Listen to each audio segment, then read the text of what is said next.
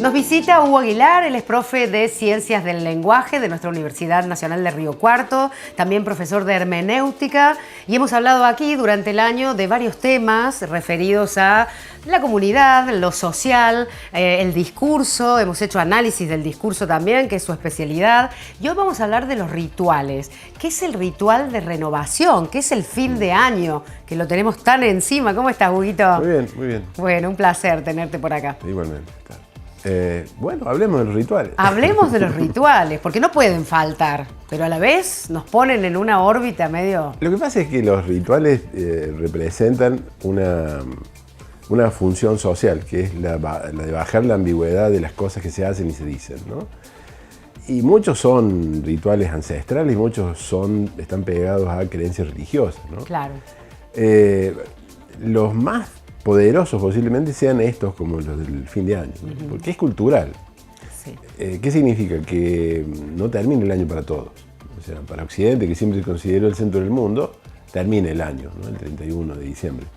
Pero otras culturas como la China o los mapuches, Los judíos. o los judíos, el año termina otro día, no en nuestro calendario, pero termina. Sí, ¿no? sí. Y eso es lo interesante, ¿no? Porque los rituales son esa forma de, no de rememorar algo, sino más bien volver a comenzar con algún tipo de actividad, con algún tipo de presencia que nos saca de lo común. Porque el tema es este, ¿no? Cuando uno habla de un rito, habla posiblemente de una creencia también, de un mito y de una estructura de creencia. Entonces, el ritual del fin de año es el ritual originario de la renovación del tiempo, ¿no? Que es esto de las estaciones. Claro. Y viene de mucho antes de la civilización escrita, digamos, ¿no? Cuando empezó la evolución humana y salimos de las cavernas y empezamos a tratar de explicar algunas cosas, bueno, algunas cosas empezaron a explicarse a partir de ciertos relatos, ¿no? Que hoy consideramos mitos. Pero muchos de esos mitos se contaban en una ocasión particular. Esa ocasión particular es el que origina el ritual, ¿no? Claro. Entonces, el ritual reactualiza ese relato primordial, y básicamente nos saca del tiempo ordinario de los días, ¿no? Porque vivimos en un tiempo desacralizado, digamos, en un tiempo que no es sagrado, el tiempo de todos los días. Claro. Y hay algunas cosas que sí nos sacan, ¿no? Los rituales, la fiesta, el arte, nos saca del decurso habitual del tiempo. Los, ¿no?, velorios también. Claro, sí, seguramente. Están altamente altamente ritualizados también. Fuertes, ¿no? Y porque necesitas un cierre y claro, demás. Nos pasó en pandemia, que nos sacaron ese ritual y fue muy fuerte. Claro, exactamente, porque un rito inicia precisamente, ¿no? Hay ritos de iniciación, ritos de paso, ritos de conclusión, ¿no? Y este que llega para el 31 es posiblemente uno de los más viejos, ¿no? Porque lo que dicen los autores más importantes es que nosotros, los humanos, agotamos el tiempo y el espacio y le quitamos sacralidad con nuestra vida, digamos. Y se va agotando, ¿no? Entonces necesitamos que se termine y que empiece de vuelta. Claro. ¿no? Como volver a escribir una hoja en blanco. Exactamente, ¿no? Nos da esa posibilidad, ¿no? De arrancar de cero. Bueno, esa es la sensación, porque un ritual tiene eso también, tiene algo de emotivo también, ¿no? Claro. Las abuelas cuando llegaban los fines de año limpiaban la casa, sacaban todo afuera, sí, ¿viste? Sí. Si se podía, se pintaba y demás. Porque, bueno, el tiempo tiene que reiniciarse, ¿no? Porque si no se termina y se agota. Entonces la creencia de que, como las estaciones, se reinician, ¿no? y vuelven a aparecer. Hay una vieja canción de Zeppelin, que es Escalera al cielo, que habla del rito de la primavera, digamos, que es posiblemente la leyenda más antigua de la humanidad, claro, y que es un rito de renovación. De renovación, ¿no? De renacimiento. Claro, ¿no? Entonces, fíjate vos que ese relato está citado en el Gilgamesh, que es un texto, que es posiblemente el primer texto literario de la humanidad, ¿no? Que es contemporáneo o quizá un poco anterior a la Biblia, pero que cita otros textos que son anteriores además, donde, bueno, aparece el relato del diluvio, por ejemplo, y aparece el relato de la primavera, ¿no? Que tiene una forma, ¿no? Que los dioses van, vienen, hacen cosas, el mundo no se regenera hasta que sacan a pasear a uno que estaba preso, ¿no? Después de haber perdido una batalla, y el mundo vuelve a renacer. Hay que hacer algo para que el mundo renazca. Claro. Y está citado en esa canción y siempre es como decir, ¿no? La palabra o el arte o el ritual habilita la reconfiguración del tiempo y del espacio. Pero a veces nos pasa a todos, en el sentido de que el 31 de diciembre nos pasa inevitablemente a todos. Entonces, hacemos algunas cosas. Sí, claro, ¿no? Sí. Es como que tratamos de reiniciarnos. Claro, ¿no? Porque no importa si tenemos o no, o cuál creencia religiosa tengamos. Está aparte el 31 de diciembre, ¿no? Está pegada a la Navidad nuestra, pero es aparte el 31, claro. No tiene otra naturaleza. Tiene una naturaleza más general, me parece, más ancestral, más arcaica. Y nos invade esa lógica, ¿no? de renovar el tiempo, ¿no? Porque el tiempo se agota, pero no se agota de que se termine, sino que se agota porque se gasta. Claro. Se gasta en términos de va perdiendo vida, va perdiendo vivacidad, va perdiendo brillo. Entonces, y es un poco caer en la cuenta también, ¿no? Nos pasa también en los cumpleaños, esto de desearnos feliz cumpleaños y caer en la cuenta de que empezamos un año más. Claro, y que bueno, vamos transitando la vida y también, bueno, ¿no? Recordar que el tiempo va pasando. Claro. Y que no es infinito. No, bueno, los rituales por lo menos para eso. Las personas. Los rituales sirven para eso, ¿no? También, yo decía, ¿no? Para bajar la ambigüedad de las acciones y de las palabras, pero también para bajar la angustia de la existencia. Claro. Porque me parece que por ahí pasa también, ¿no?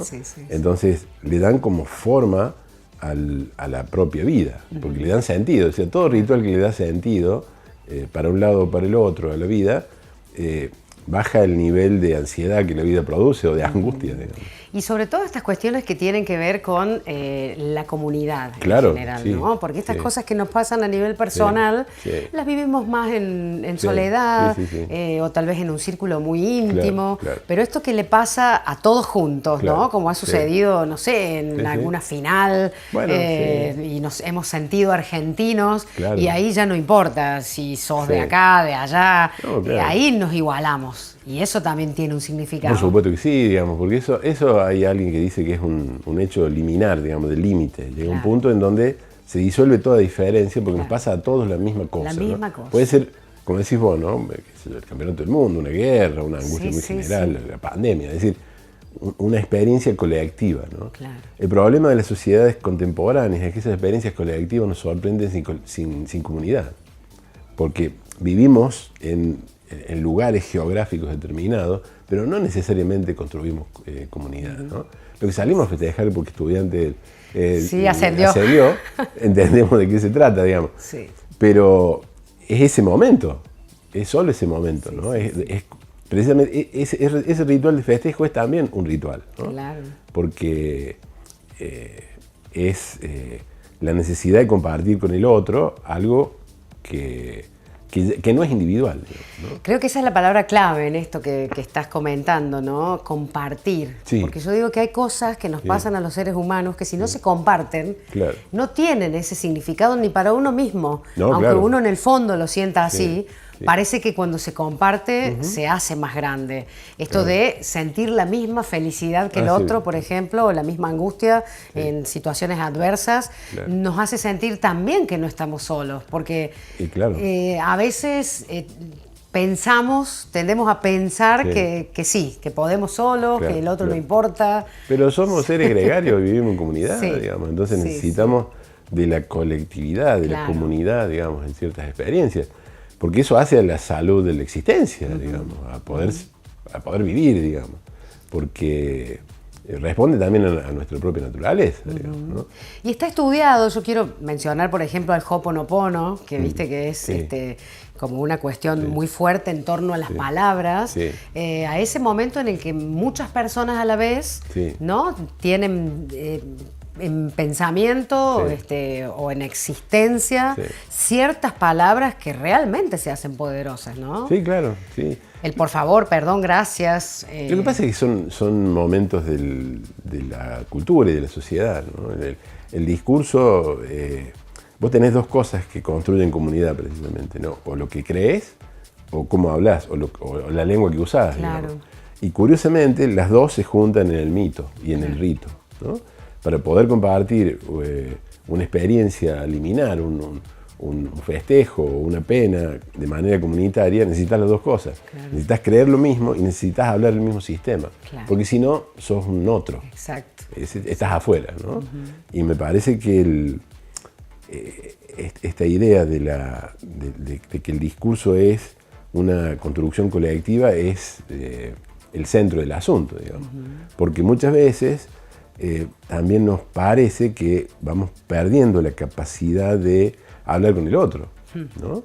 Y eso es preocupante, digamos. No es solamente que hemos perdido o vamos perdiendo ciertas creencias comunes, claro, sino que vamos perdiendo palabras comunes, ¿no? Y llega un punto en donde, y es notable en los últimos años, cómo hemos sido invadidos por el eufemismo, ¿no? En el sentido de que no se nombran a las cosas, ¿no? Entonces, alguien dice por ahí, bueno, que, no sé, leí una nota, porque ha caído la cantidad de usuarios del transporte público. Se perdieron pasajeros. ¿Cómo se perdieron pasajeros? ¿Dónde los dejaste los pasajeros? Claro. ¿No? Es como una vez que le hacían una nota a Mel Brooks y le decían, sí, porque vos perdiste a tu padre muy joven. Mel Brooks le dice, no lo perdimos. Claro. Murió. Claro. Claro, no, a ver, hablemos claro. Hablemos claro. Hablemos claro, Sí, porque sí, si no sí, estamos sí, disfrazando sí, sí. una situación. Esta comunicación asertiva que ha dejado como de Claro, existir, ¿no? claro, Es que sí. es esto de darle vuelta y Sí. decir y no decir nada. Exacto. Sí. Bueno, ese es un problema. Es cuando un problema realmente, produce- porque ahí vienen las suposiciones. Claro, claro. Y esto de el sacar de contexto, que pasa Claro. mucho a través de las comunicaciones por el WhatsAppeo, No, este seguro. mensaje donde, Sí. bueno, claro, cuando ya escribiste una frase, el otro respondió la anterior. No, sí, claro. Entonces, en un momento, claro, plantea algo que vos dijiste, Sí, no. supuestamente en un contexto. Yo me entero no hace mucho que si vos escribís en mayúscula, Ah, significa sí, que estás le estás gritando. Y yo Claro. dije, no, pero yo no lo sabía, pero claro, Bueno. hasta que la otra persona lo entiende, Bueno, entendió cualquier cosa. Bueno, es un problema de código, claramente. tremendo el problema de códigos, ¿no? Entonces, eso oscurece la comunicación, Claro. inevitablemente, porque hay un ruido en la comunicación. Eso Claro. está estudiado también. Claro, claro. Es decir, que la comunicación no es 100%. Todo lo que yo digo no le llega al otro el 100%. Ni siquiera yo sé si el otro entendió lo que yo quiero decir. Es más, Exacto. ni siquiera sé si lo que quise decir es lo que dije. Claro. Entonces es un problema. Y ni siquiera sabemos si el otro nos escuchó, porque Sí, a veces lo empezando por ahí. suponemos y Claro. resulta que no, escuchó lo que quiso Sí. o no escuchó. Así es. Sí. Y Entonces, nosotros nos quedamos con ese pensamiento de que a Claro. lo mejor o no le gustó o no. Claro. Resulta que ni lo registró. Eso es lo más grave, ¿no? Es como que no nos estamos registrando. no nos estamos comunicando. Y no nos claramente. estamos comunicando. Claro, Sí, ese es un sí, problema. sí, sí, sí. Porque la palabra no funciona en blanco y negro, funciona por la aproximación. Claro. Uno habla con el otro hacia la imagen que uno tiene del otro y de la imagen que uno tiene de uno. Es como una especie de trabalenguas, digamos, ¿no? Claro. Y cuando crees que todo lo que dijiste es exactamente lo que el otro entendió, ahí empieza el problema, ¿no? claro. Porque siempre hay ruido, siempre hay un ruido en la comunicación, ¿no? Literal y metafórico. ¿Sí? Eso que decías, ¿no? Yo no sabía que si le pones mayúscula parece que estás gritando. Bueno, ahí te cambió el tono de la Claro. conversación y vos no sabés. Y yo no me enteré. Claro. Claro. El otro contesta va a decir qué cosa, va a decir, ¿qué le pasa? Sí, sí, sí. Además esto de extraer una frase. Sí, De pronto, sí. ¿no? A partir de eso han ocurrido cancelaciones Sí, claro. de personas, que lo hemos hablado Sí, claro. acá, ¿no? Sí, Por sí. Extraer una frase y sacarla de contexto Absolutamente. y después viralizarla, ¿no? En otro contexto. Entonces, Lo que pasa es que ¿cómo los volvés de contextos... No volvés, porque los contextos son todo.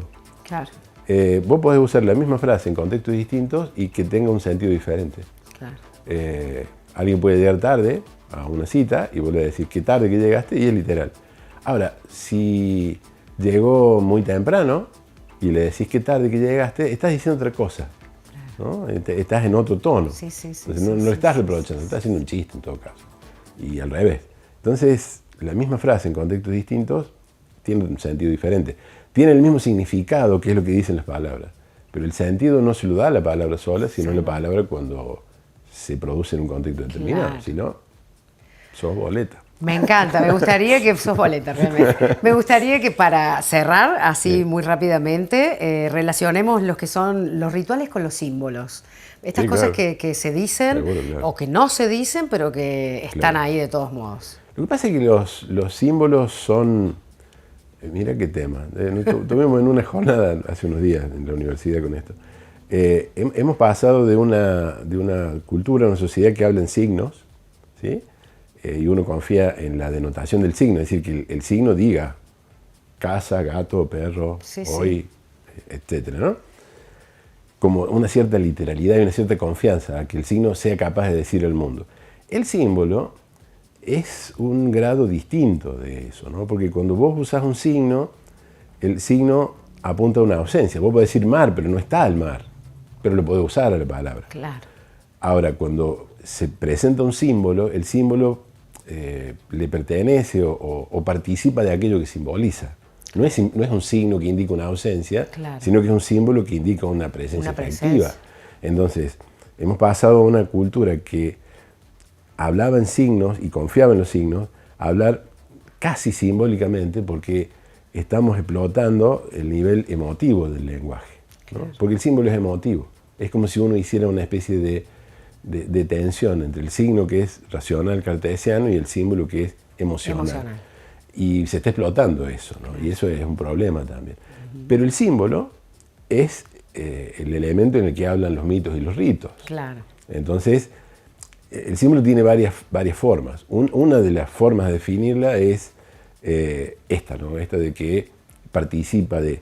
Pero también símbolo es esa moneda que rompían los griegos cuando el otro se iba, y lo que representa es el encuentro, claro, posible, es el reconocimiento del otro. Claro. El signo no hace eso, el símbolo sí. Entonces, estamos ahí en un momento de la cultura muy particular, ¿no? Porque además, el arte, los sueños y los mitos hablan en símbolos. Sí, sí. Y eso está en crisis, claramente. Tratemos de que no se pierda justamente eso, que es lo que nos sostiene y que nos hace ser humanos. Claramente. ¿No? Algo tan maravilloso. Así Hugo, es. un placer enorme. Igualmente. Y ya nos vamos a encontrar, por supuesto, en el cierre de año. Sí, Muchísimas igualmente. gracias. No, gracias. Hasta